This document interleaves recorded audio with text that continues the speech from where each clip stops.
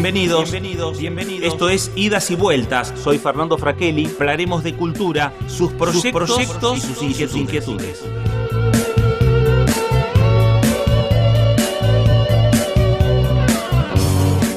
¿Cómo le va? Esto es Idas y Vueltas por aquí por BCN Radio, la radio de la Biblioteca del Congreso de la Nación. Y como siempre, como lo hacemos semana tras semana, vamos a estar hablando de las diferentes actividades que hay en el espacio de la biblioteca, que tiene que ver con narración, que tiene que ver con un segundo encuentro de la red de bibliotecarios 2030 y también un cine documental vinculado con una muestra que ya se está haciendo hace tiempo en el espacio de la biblioteca, que tiene que ver con el rock nacional. De todos estos temas vamos a estar hablando de idas y vueltas del día de hoy, como siempre con la producción general de Mariana Salas y de Mariana Franchino.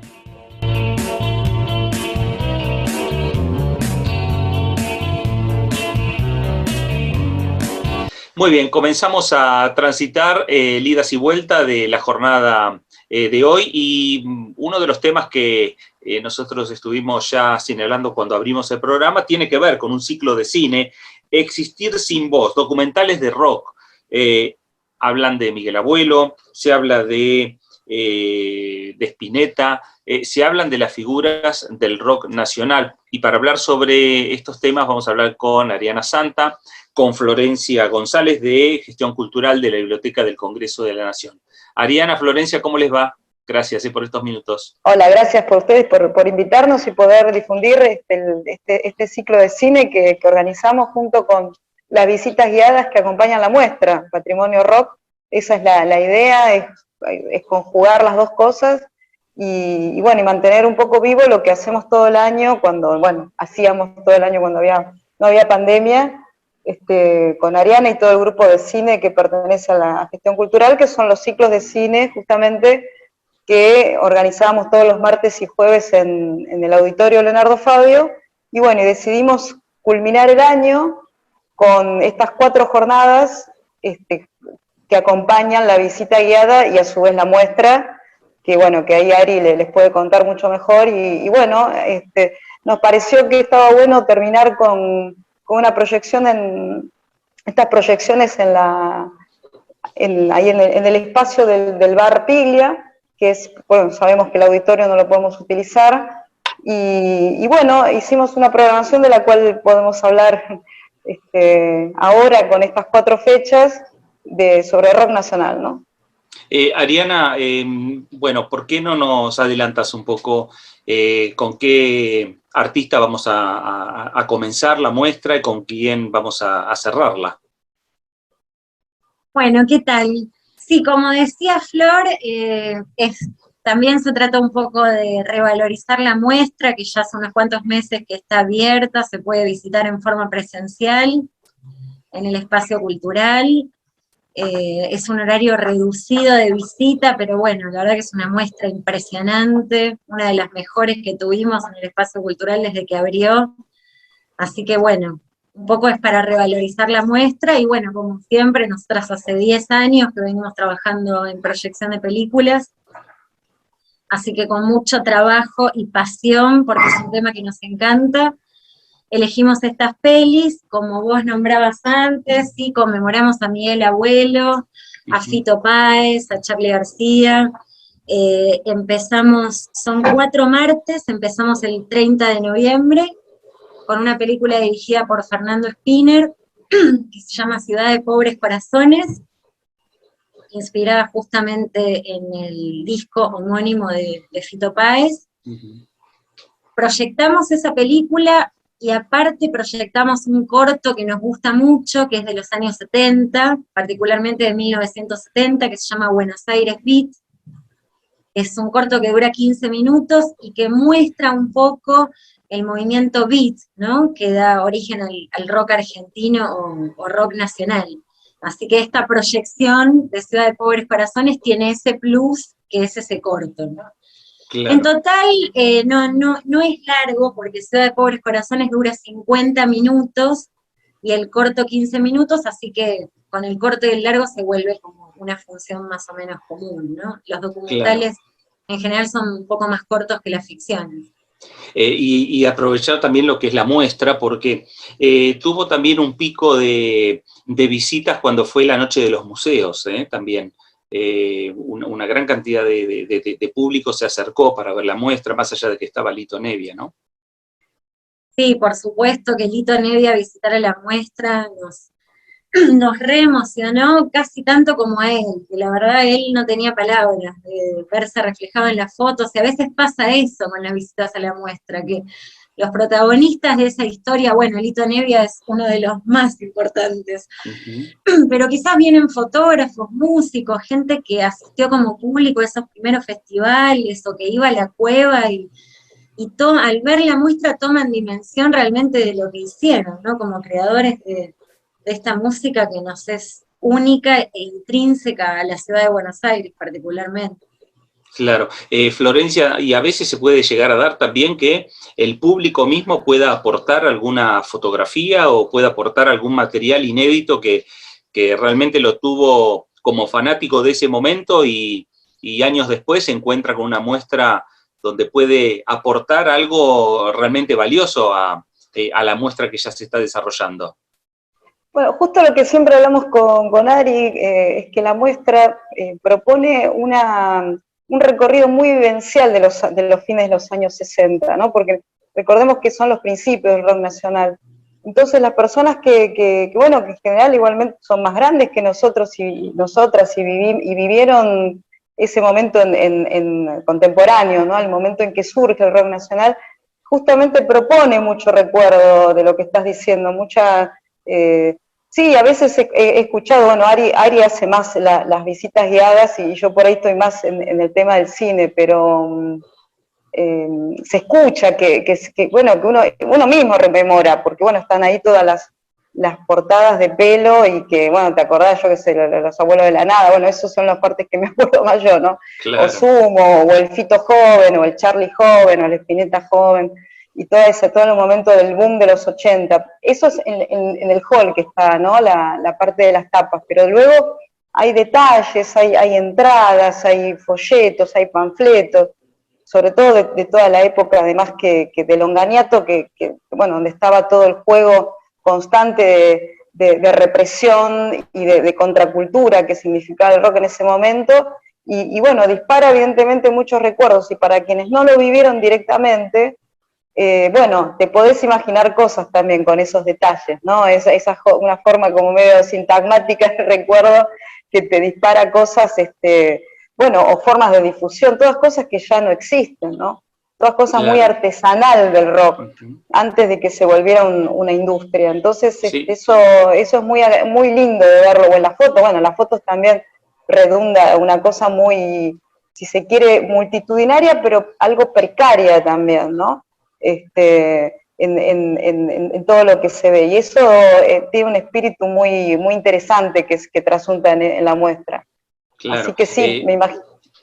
No, digo, obviamente no estaba la tecnología que hay hoy, no estaban los teléfonos celulares cuando uno iba a la cueva a escuchar a cualquier músico, que si no sería otra cosa, ¿no? Esas muestras.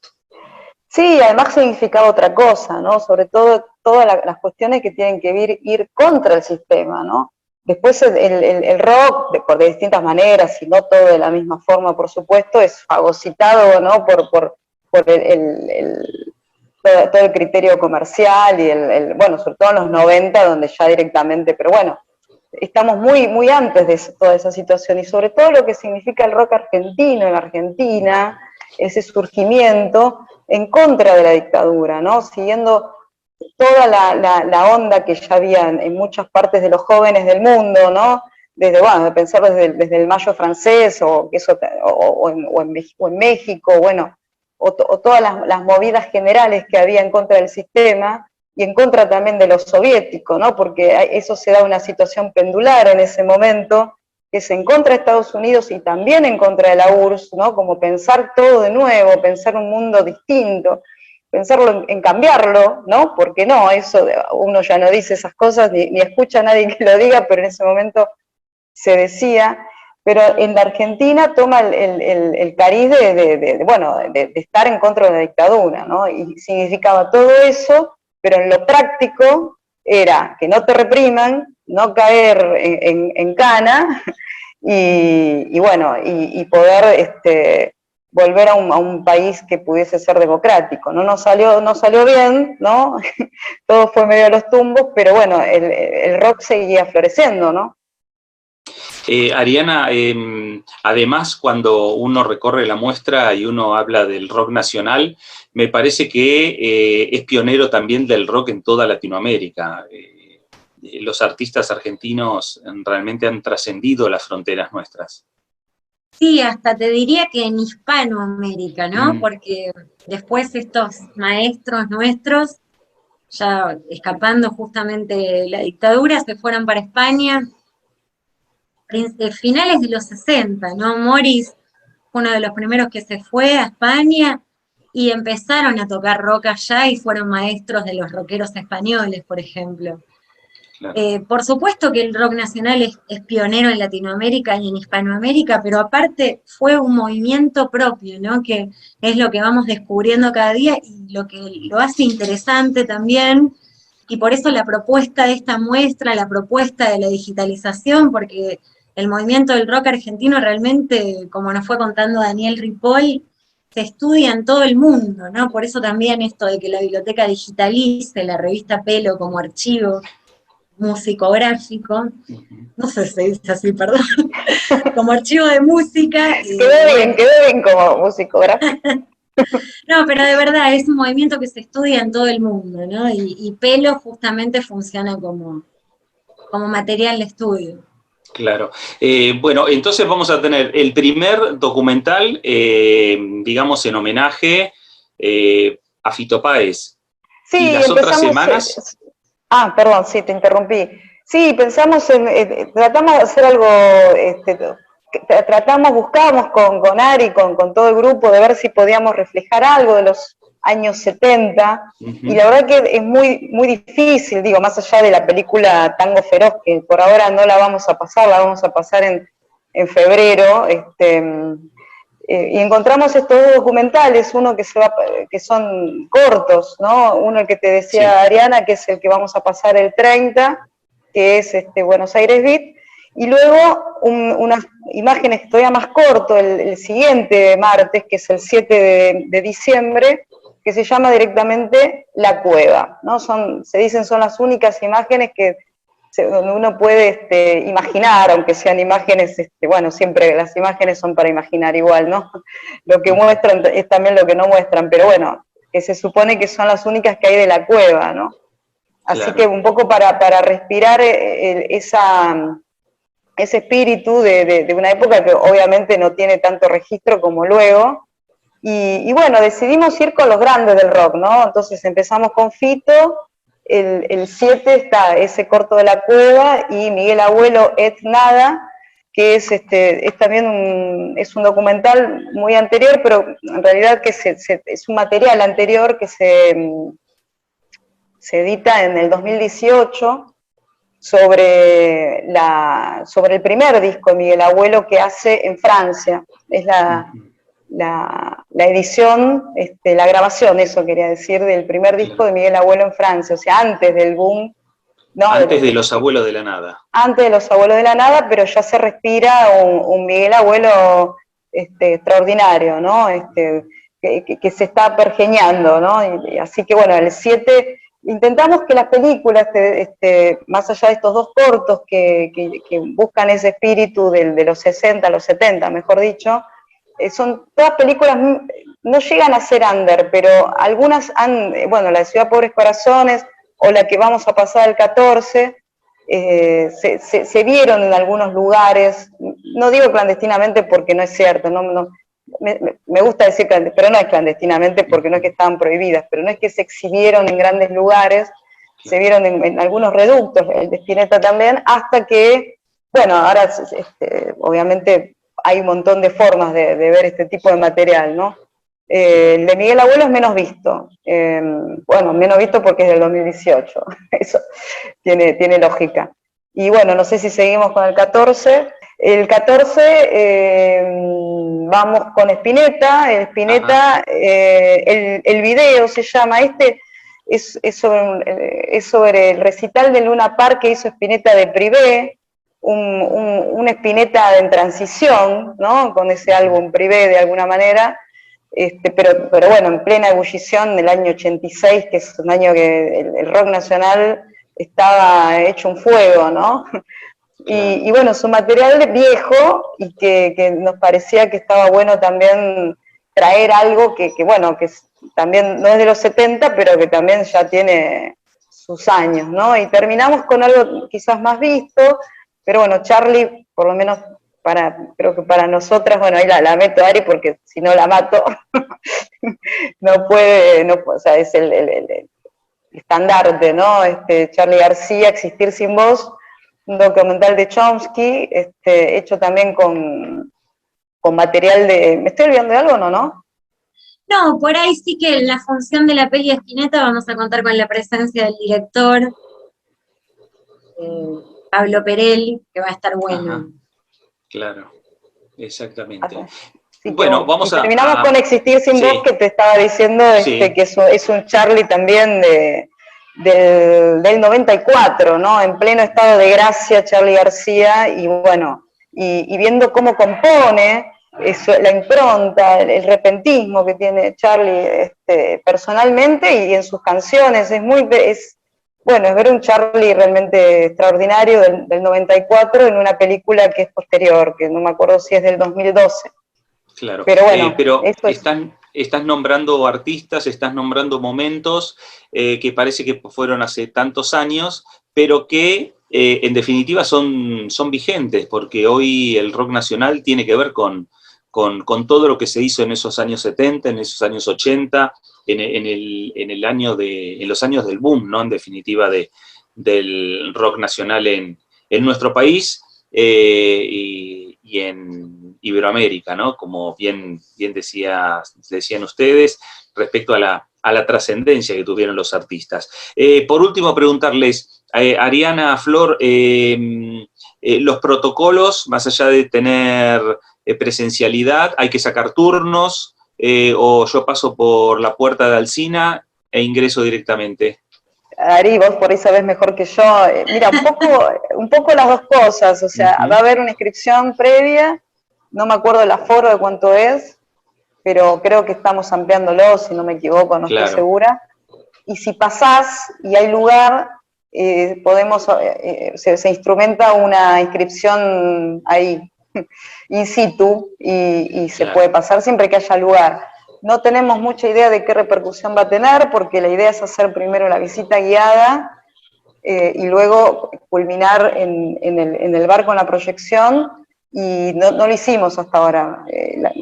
Así, no sé, Ari, si o sea, sí, bueno, es una actividad nueva, ¿no? Esto de juntar una visita guiada que termine con una peli, un poco para entusiasmar al público, que bueno, está costando, ¿no? Está bien. Está costando que el público se anime, así que bueno, para entusiasmar un poco más, y aparte sí, las proyecciones no son en el auditorio donde habitualmente lo son, sino que van a ser en el bar Piglio.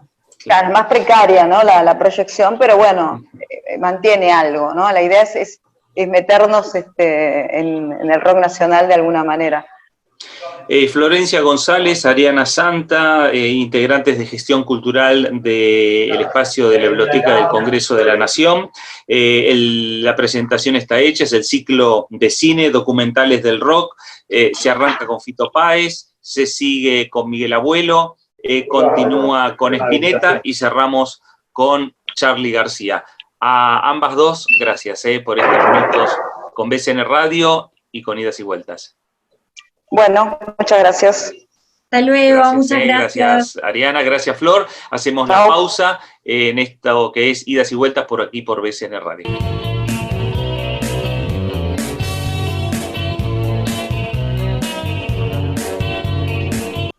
Muy bien, comenzamos este segundo bloque de idas y vueltas, por aquí por BCN Radio, la radio de la Biblioteca del Congreso de la Nación, y vamos a hablar del segundo encuentro de la Red de Bibliotecas 2030, lectura y narración social. Por eso vamos a hablar con María Eguis, que es actriz y narradora. María, gracias por estos minutos con BCN Radio. No, al contrario, gracias a ustedes por la posibilidad de expandir, diríamos, no solo el trabajo del programa, sino de mucha gente que está leyendo y contando y generando espacios de biblioteca desde la lectura y la Agenda 2030, es decir, leyendo a la comunidad. Así que bueno, desde estos motivos. Así que bueno, agradezco muchísimo el espacio a la Biblioteca del Congreso y a todo el equipo que estuvimos trabajando. Aprovecho este momento a agradecer a todo el equipo que estuvimos trabajando durante el año en tanta actividad y en año tan complejo, ¿no? Así que bueno. María, cuando se habla de Bibliotecas 2030, se habla también de pensar no solo el presente, sino pensar en un futuro a mediano plazo, porque el 2030 lo tenemos ahí nomás. Sí, bueno, el lema, diríamos, del programa es hoy es el 2030. Claro. Hoy ya es el 2030, sí. ¿No? Porque en las acciones que hagamos hoy, lo estamos viendo en todo el mundo, es la repercusión que van a ser fruto, diríamos, los próximos años. Y esto en realidad es un tema muy serio, más saliendo de una pandemia. Entonces claro, hay una gran necesidad de repensar el mundo y tenemos la gran posibilidad, porque cuando se producen hechos tan rupturistas, hay que inventar todo de nuevo. Entonces ese inventar todo de nuevo permite un montón de fisuras que dan la gran posibilidad a la humanidad, y creo que los grandes progresos de la humanidad muchas veces se han dado desde allí o no, pero esperemos que sí. Es la gran posibilidad de ver lo que por ahí antes no se veía, porque la rutina o lo cotidiano de lo que venía lo tapaba. Entonces ahora todo queda al descubierto y ahí está la gran posibilidad de pensarlo. Por eso la Agenda 2030 es una invitación para eso, ¿no? Claro.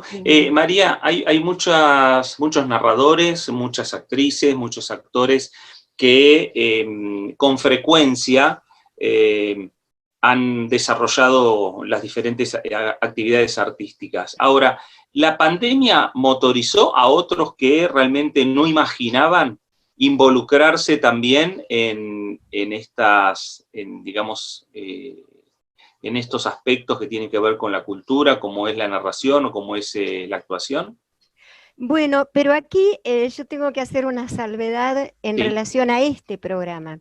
Yo soy actriz, soy narradora, pero he fundado una escuela, que es la Escuela de Lectores Narradores Sociales, y una asociación civil, que es un centro de formación en lectura, narración social, y desde el año 2014 estamos trabajando en convenio en muchísimos lugares en todo el país y con muchas instituciones, pero muy en particular con un programa muy querido y de mucha dedicación, que es con la Biblioteca del Congreso.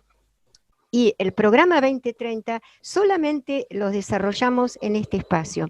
Y la lectura-narración social, que ahora tenemos la gran alegría de que se instala como campo de investigación en la Universidad de Sarmiento, y que tiene un glosario instalado en el CONICET, es un campo de investigación en relación a un nuevo enfoque de la lectura. No habla ni de actores, ni de actrices, ni de narradores, ni de cuentacuentos, sino que habla de que todos nos leamos a todos. El concepto básico es que todos somos lectores, narradores sociales, todos tenemos algo para ser contado, para ser leído. No nos recibimos porque nacemos siéndolo, porque nacemos ¿con qué? Con el habla. Y si nacemos con el habla, todos tenemos la gran posibilidad de comunicarlos, y el libro es el gran elemento simbólico, es la gran posibilidad del habla simbólica para que nos contemos todos desde lugares mucho más profundos que la realidad cotidiana, para claro, que se produzcan estos encuentros. Sí. Qué interesante, ¿no? Porque además lo que hace falta es tener la voluntad. Nada más. Pero mira, vos sabés que es una cosa llamativa, porque en estos tiempos de pandemia, en el año pasado, diríamos, encerrados, ahora saliendo, lo híbrido, lo presencial, todo va cambiando, cuando el concepto otro de los conceptos es leer para leer. Si yo leo Claro. lo social, puedo empezar a ver desde dónde leo y qué leo. Entonces, Claro. es llamativo donde la lectura no es nada que tenga que forzarme para hacerlo, sino que sale por necesidad y por deseo del hombre de ser leído, de ser contado, de ser entendido por uno mismo y por los otros. Entonces, de eso se trata este proyecto. Y otro de los conceptos es la Sí, irradiación lectora, que cuando empieza a pasar, como no hay protagonismos, como otro de los conceptos es la lectura en paralelo, como todos nos leemos a todos, lo que se produce es una reacción en cadena. Hoy, mira, Patricia Rabadá, que es una de las integrantes de la red, que está trabajando con la Biblioteca del Carmen en San Nicolás, ella hizo todo un proceso que fue desde la cibercaminata, que es uno de los programas, con toda una propuesta virtual que elaboramos para la cuarentena, pasó a lo híbrido y hoy me mandó fotos de una caminata presencial, que es uno de los programas, con todos los chicos caminando por las calles de San Nicolás, leyéndole a la gente contestándole audios de la gente. ¿Cómo se produce eso? Que todos los chicos salgan a leerle a todos y la gente felicitando por la esperanza, ¿no? Por la esperanza. claro, Entonces, claro. eso es lo que se produce con esto. Y, bueno, yo querría destacar muy especialmente, porque es el origen y es el centro y ha sido como el núcleo desarrollado con la Biblioteca del Congreso, el proyecto regional en el cual está Mauro López Ollanarte como referente de lectura narración social desde la Biblioteca del Congreso, y hemos hecho un trabajo que tenemos la gran alegría de que cumple 5 años, en el que empezó, para dar el ejemplo, con un taller en una biblioteca, y el otro día estuvimos en el cierre, que es un cierre apertura de la región en Luján, donde estaban todas las bibliotecas populares, todas las bibliotecas escolares y el Instituto de Bibliotecología Miñone con María Simeone, una profesora que, bueno, que está llevando adelante todo esto con Mauro en forma, diríamos, muy profunda, diríamos, de mucha transformación con la gente que se está preparando, que se esté formando como Claro. bibliotecario. Todo eso en 5 años. Es decir, ese es el sueño, diríamos. El sueño es una comunidad que lee y se lee. Ahí la biblioteca no tiene paredes, ahí los libros no están en estantes, sino que son la voz de los libros en la voz de la gente, es otro de los ejes del programa, ¿no? María, de todo esto vas a estar charlando en el espacio de la biblioteca. Claro, el martes 30 tenemos la alegría porque hay que celebrar cuando hay situaciones tan complejas y las cosas se dan, solo nos cabe agradecer. Entonces, en martes, la idea es mostrar esta red que se fue creando en 3 años. Hace 3 años comienza un curso que surge de este proyecto regional encabezado, diríamos, por Mauro López Ollanarte, y que se despliega en el curso en una serie de propuestas que yo voy capacitando y después voy acompañando. El curso este año fueron 3 cursos de 2 meses cada uno. Hay gente que hace el curso y no le queda como una capacitación adquirida, pero hay otra gente que quiere seguir con los programas y que entonces quiere integrar la red. Entonces el martes vamos a hablar de esa gente que ha continuado con programas y que está trabajando con escuelas rurales de San Luis, con las bibliotecas de Trelew, con todos los escritores de Trelew, con 5 escuelas de montaña de la cordillera desde Esquel, con todo Benito Juárez y varias localidades adyacentes, es decir, que una persona moviliza del curso toda la comunidad. Chascomús, México con Lisbeth, Costa Rica, Ecuador, bueno, de todo eso vamos a tratar de hacer síntesis y después dejarlo en algún lugar para que sea material de consulta, Claro. porque además no hay 2 propuestas iguales, porque si estamos hablando de leer la realidad, son geografías humanas los libros, y de eso se tratan los libros en la voz, ¿no? Así Claro. que bueno. Y eso lo permite también la virtualidad, ¿no? Esas conexiones y esa posibilidad de intercomunicarnos. Sí, vos sabés que, bueno, ese es uno de los, yo lo he llamado tecnología para el encuentro, porque me parece que el tema siempre aposté a la tecnología desde hace mucho tiempo, trabajando con todo el país es inevitable y es una gran posibilidad, pero ahora con la pandemia se intensificó y el gran desafío era que lo virtual se transformara en encuentro, porque no hay caminos, lo único es lo humano. Entonces todo Claro. el resto son soportes. ¿De quién dependen los soportes? De lo que uno haga con ellos. Entonces ahí hay una gran educación y las bibliotecas para mí son educadoras del habla, porque en este momento la misión de las bibliotecas es fundamental porque están reservando, reparando, cuidando la información. Y la información es el poder más importante en el mundo. Y el único lugar donde se encuentra una información veraz, ¿dónde es? En las bibliotecas. Claro. Entonces tienen la memoria y tienen el futuro y trabajan en el presente. María, gracias por estos minutos No, para con la radio y la Biblioteca del Congreso de la Nación. Al contrario, gracias a ustedes y los esperamos el martes 19 horas. Bueno, Gracias. la invitación está hecha, acá lo acaba de concretar esta invitación María Eguis, vale la pena conectarse, vale la pena participar, vale la pena reflexionar y con la charla con María le ponemos punto final al idas y vueltas del día de hoy, nos reencontramos próximamente, gracias. Gracias. Programa producido por la Subdirección de Prensa y Difusión de la Biblioteca del Congreso de la Nación.